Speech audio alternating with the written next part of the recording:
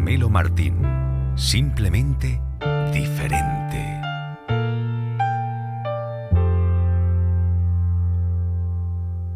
Señor Mateo, el periódico AS publicó, concretamente Alfredo Relaño, publicó hace unos meses un artículo diciendo que el tiki-taka de España ya lo había inventado la Unión Deportiva Las Palmas con Luis Moloni, ¿no? Y de entrenador y disputándole el campeonato del Real Madrid en la Liga del 68-69. Estoy totalmente de acuerdo, ¿eh? Ha sido injusto que ese fútbol de toque haya parecido una creación del fútbol moderno, sobre todo del Barcelona, siendo así que el fútbol canario fue precisamente siempre eso. Recuerdo partidos memorables de la Unión Deportiva Las Palmas y para mí en general fue siempre una sorpresa ver cuánto había calado en la afición de la península el buen fútbol que practicó la Unión Deportiva Las Palmas durante los 28 años consecutivos que estuvo en primera división.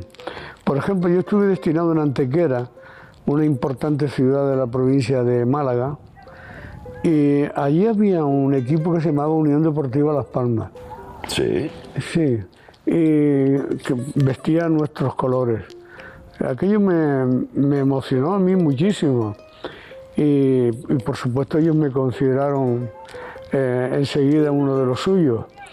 Pero ahora mismo podemos ver cómo hay una ciudad en el norte de España que tiene una peña de la Unión Deportiva. Eso sí es cierto. Que nos sigue a todos lados. Sí, eso sí. Eso es un recuerdo de aquella época. Recuerdo una persona que yo conocí también, que me dijo que él, cuando Las Palmas disputó el subcampeonato a que usted acaba de referirse, él en aquella época tenía mucho mérito lo que hacía. Era, salvo que le fuera materialmente imposible, se desplazaba a todas las ciudades en las que jugaba Las Palmas. Fue un año maravilloso aquel de nuestro fútbol. Y de los equipos de la capital, de aquí de la capital de Gran Canaria, el Sporting San José, San Antonio, Artesano, Unión Chile, ¿cuál era su equipo? Pues vamos a ver, yo tenía un tío mío que fue directivo del Racing de ahí, de la isleta. Sí. El Racing Las Palmas se llamaba. Y con una camiseta muy bonita, que era blanca, con unas listas verdes, un poco parecida a más bonita todavía que la del Elche, por ejemplo. Y este tío mío nos llevaba, cuando mi hermano y yo teníamos 10, 12 años, nos llevaba a ver los partidos de su equipo, que eran en el viejo estadio insular, a las 10:30 de la mañana, por ejemplo, y en el descanso nos invitaba a un bocadillo y a un refresco. Eso para nosotros, en una época caracterizada por la escasez absoluta de dinero para la gente joven, porque fue una época, como todos sabemos, en la que no circulaba el dinero, el que nos invitara a gente mayor, pues lo agradecíamos muchísimo. Y yo creo que fui del Racing Las Palmas por eso. Pero mi equipo en la tierra fue siempre el Victoria, ¿eh? Antes de la Unión Deportiva Las Palmas fue siempre el Victoria, y de hecho todavía en las chaquetas mías suelo llevar insignias del Victoria. ¿Usted cree que el factor humano de los árbitros, es decir, su capacidad para equivocarse, es la esencia lo que da la vida al fútbol, don José? Es una pregunta que solo tiene una respuesta, es decir, el fútbol está montado sobre la autoridad del árbitro. El árbitro tiene que juzgar en décimas de segundo la apreciación de una jugada o de un hecho disciplinario, y muchas veces se equivoca, evidentemente. Muchas veces se equivoca y en consecuencia las suspicacias se pueden disparar si se alimentan. Yo creo que gran parte de esas suspicacias están alimentadas por la prensa de las dos grandes ciudades, Barcelona y Madrid, donde el nivel periodístico lamentablemente deja mucho que desear en ese aspecto concreto.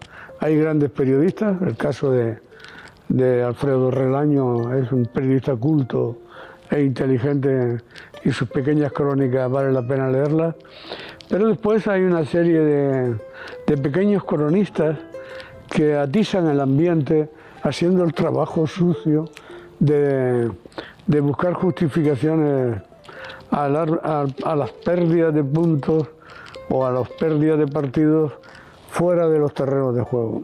Yo creo que eso no tiene solución. Yo creo que aunque se pusieran medios técnicos tales como parar la imagen, el resultado sería peor, porque la imagen muchas veces conduciría también a la división de opiniones.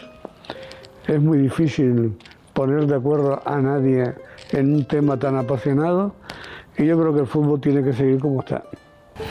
Los jueces también son árbitros, pero en cosas y asuntos muy importantes, ¿no? ¿Cree que en la magistratura actual, don José Mateo, está en manos de jueces estrella o realmente está subordinado al poder de los políticos, de los partidos políticos? Con lo segundo me quedo. Es decir, la justicia en cuanto a los medios de que dispone está subordinada a lo que quieran hacer los políticos. Y nada, me quedo con el resto, o mejor dicho, antes de abordar el resto de la pregunta, tengo que destacar que la inmensa mayoría de los jueces trabajan con brillantez, trabajan con seriedad, trabajan con eficacia, trabajan con dignidad, son magníficos jueces en una palabra. Hay una minoría de jueces, sin embargo, que busca el calor de la prensa, que busca la popularidad. Y es difícil. En España no tenemos, o por lo menos el Consejo General del Poder Judicial, no ha sido dotado de medios eficaces para acabar con esta lacra, que además está perjudicando realmente a la Administración de Justicia. Hemos pasado de un extremo a otro. En la época en la que yo fui juez joven y no tan joven, es decir, hasta que empezó la transición, ningún juez tenía contacto con la prensa, ningún juez. No es que no estuviera prohibido, pero sí en la configuración ética de la carrera figuraba el de no hablar de los asuntos que cada uno tenía en su juzgado, de no hablar de ellos en público. Después vinieron nuevos tiempos, corrientes de opinión dijeron que los jueces también tenían derecho a la libertad de expresión, que por qué no se iban ellos a pronunciar sobre temas que no tuviera cada uno subyúdice, pero que estuvieran preocupando a la sociedad, y de ahí ha venido todo. Ya es difícil embridar esto completamente hasta unos límites de sensatez y de cordura. Otros magistrados y el fiscal general de Estado como Eligio Hernández ha criticado abiertamente, incluso dando nombres y apellidos de jueces estrellas incluso en Canarias, y que han hecho pues mucho daño a la justicia. ¿Comparte usted esa opinión? Bien, yo creo que en Canarias yo no podría señalar abiertamente a ningún juez como con el tipo de estrella como ocurre con los que existen y todos conocemos a nivel nacional. Lo que sí es verdad es que hay una cercanía de la prensa a los problemas judiciales en Las Palmas, que llama la atención de cualquiera, porque no ocurre en ninguna otra ciudad española. Y cuando digo ninguna otra ciudad española, digo las mayores ciudades incluso. Es decir, la cercanía, el hecho de que el periodista esté tan informado del quehacer íntimo del juzgado que todavía no se ha reflejado en ninguna resolución judicial que al ser pública ya permita conocerlo, sí llama la atención. Tenerife, por ejemplo, la prensa de Santa Cruz de Tenerife no tiene esa cercanía. ¿Por qué razón hay un escaso número de jueces canarios, don José? ¿Nos preparamos peor o es que realmente el proceso selectivo está monopolizado en Madrid? No, yo creo que el número de jueces canarios ha aumentado. En la época mía de presidente en Canarias hicimos un esfuerzo importante para allegar fondos públicos, por supuesto, que permitieran mitigar los problemas a que usted se refiere, proporcionando bolsas de viaje a los opositores cuando se desplazaban a Madrid a tomar parte en oposiciones, etcétera. Me parece a mí que siempre o por siempre el que algo ha querido, algo le ha costado. En mi época, y yo pertenezco a una familia con recursos económicos limitados, en las que mis padres hicieron lo que tenían que hacer para que yo pudiera estudiar, y yo creo que esos esfuerzos siguen estando al alcance del que de verdad lo quiera. Que se ayude con becas, que se ayude de la manera más práctica posible, me parecerá siempre excelente.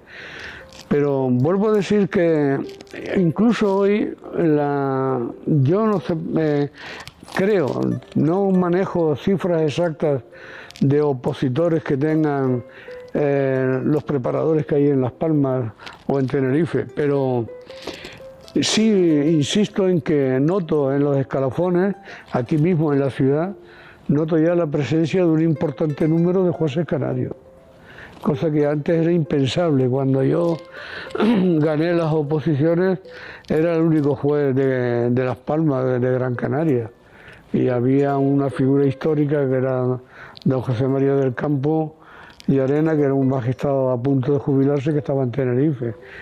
Pero eso ya pasó a la historia.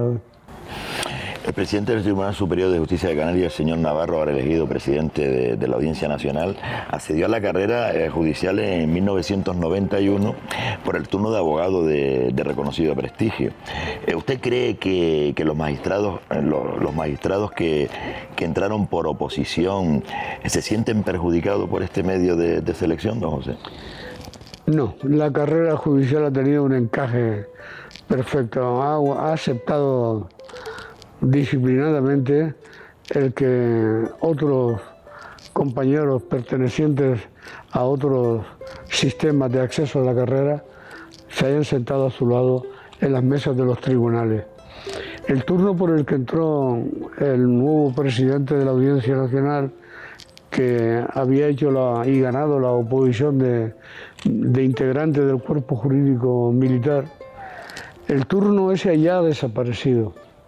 Hoy día lo que hay son dos oposiciones diferentes, uno para la categoría de juez y otra para la categoría que se puede entrar directamente por la categoría de magistrado. Pero en la categoría de magistrado ya se exige no solamente un currículum objetivamente contrastado con publicaciones y años de docencia, o por ejemplo el doctorado en la carrera de Derecho, sino que también se les exige un programa muy severo y muy exigente, reducido a un tema de 100 a 150 temas, pero bueno, en fin, ya supone que se ha hecho un esfuerzo por seleccionar adecuadamente. Hubo unos años, a raíz del año 85, hubo 5 o 6 años de desorden en el acceso, eso es verdad. Don José Mateo, ya casi terminando esta charla que estamos manteniendo en el estadio de Gran Canaria, dígame si el presidente de la Unión Deportiva Trujillo Febles ha sido el mejor presidente o el más querido, dígame. Pues por lo menos ha sido uno de los más simbólicos, porque era un presidente temperamental al que solo le faltaba bajar el terreno del juego y tirar los penaltis. Yo lo recuerdo perfectamente.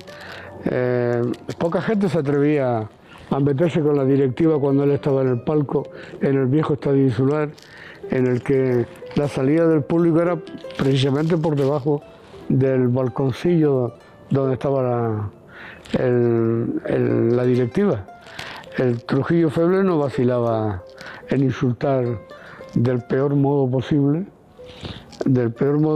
a quien se atreviera a criticar a la directiva, porque evidentemente la directiva, aquella, esta y todas, han hecho siempre lo que han podido. Y le podría decir, no vengas aquí, quédate en casa cuidando a tu mujer, le decía al que le gritaba algo, o también le decía, mira, lo que tienes que hacer es ir a pagar el lunes las letras que debes en el Banco Hispanoamericano. ¿Les petaba eso? Les petaba todo eso. Era un hombre verdaderamente... Entonces era querido y fue el mejor presidente que tuvo la Unión Deportiva. Sí, era un hombre muy extrovertido, muy... Y después, cuando el equipo perdía, él seleccionaba a algún jugador del equipo al que culpaba de la derrota, no lo podía evitar. Don José, una pregunta que le suelo hacer a todos los invitados a este programa. ¿Usted cómo se postula más? ¿Como Doramas o como Fernando Buenarteme? ¿Como Doramas o como Fernando Buenarteme? Sí. Pues mira, me parecen dos personas verdaderamente notables y dignas de nuestra historia. Fernando Buenarteme fue, lo que yo conozco, no soy ningún erudito. Uno dio la vida por el pueblo, el otro quiso... Pero fue hecho prisionero, llevado a la corte de Sevilla, a la corte de los Reyes Católicos. Allí fue cristianizado, fue apadrinado en su bautismo por el propio rey Fernando el Católico, de ahí que se llamara Fernando, él también.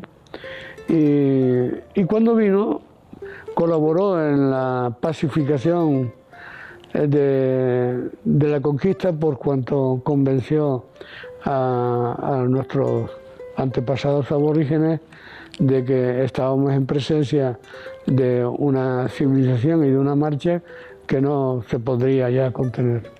Y después colaboró, como todos sabemos, en la conquista de Tenerife y allí murió.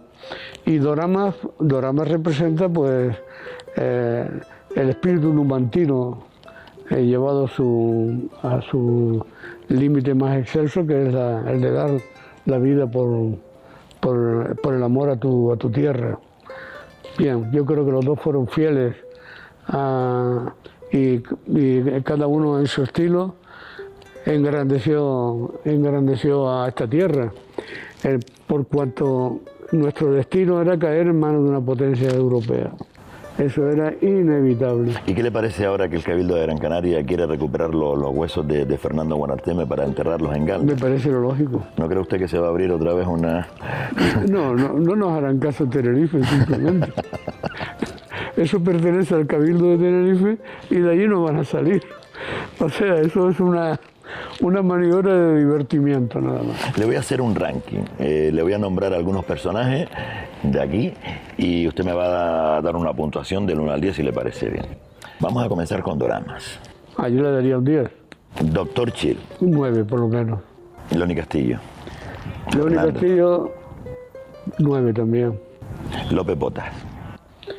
López Botas ya tiene una dimensión más local, más de Las Palmas. Por ese motivo, solamente por ese motivo, no lo puedo puntuar tan alto como los anteriores, pero sí le daría un notable alto, un 7 o un 8. Nicolás Estebanes. Nicolás Estebanes me parece ya una persona que más digna de admiración por sus letras, por su producción literaria, muy escasa desde luego, pero importante. A mí me encanta el poema ese de mi patria, de un almendro a la sombra, en fin. Pues me parece a mí que es más importante por eso. Y también le pondría un 7, un notable. Tomás Morales. Tomás Morales, el mejor poeta modernista de la lengua española, después de Rubén Darío. Merece un 9. ¿Y doctor Negrín? ¿El doctor Negrín? Al doctor Negrín le daría, llegó a presidente del gobierno y en ese sentido tiene que ser puntuado, pero como todos los que intervinieron en aquella desgraciada guerra civil, no podemos hacer de ninguno de ellos un ejemplo. Yo lo dejaría simplemente en un 7 o un 6. Matías Vega. Matías Vega, pues en la línea de que estoy puntuando a políticos que engrandecieron en lo local a esta tierra, pues le daría igual que a López Botas, la misma puntuación, el 7, el 8. Pancho Guerra. Pancho Guerra es un literato, no puedo puntuarlo igual que a Tomás Morales, porque Tomás Morales es importante a nivel nacional y Pancho Guerra no lo es importante a nivel local nada más. Lo dejo también en el 6-7. Bueno, también hablamos ahora mismo de José Rodríguez Franco, el Faro Maspalomas. ¿Qué puntuación le da? Para mí un 10. Es uno de los epónimos de la lucha canaria. Lamento muchísimo que la gente de ahora no sepa lo que representó él en su momento. Aquellos desafíos con el pollo de buen lugar, con Marrero y tantas cosas, cuando Gran Canaria señoreaba la lucha en el archipiélago. Y él era un ejemplo importante de cómo el deporte, en el deporte que diga, la habilidad y la fuerza pueden unirse para producir un extraordinario ejemplar como él fue.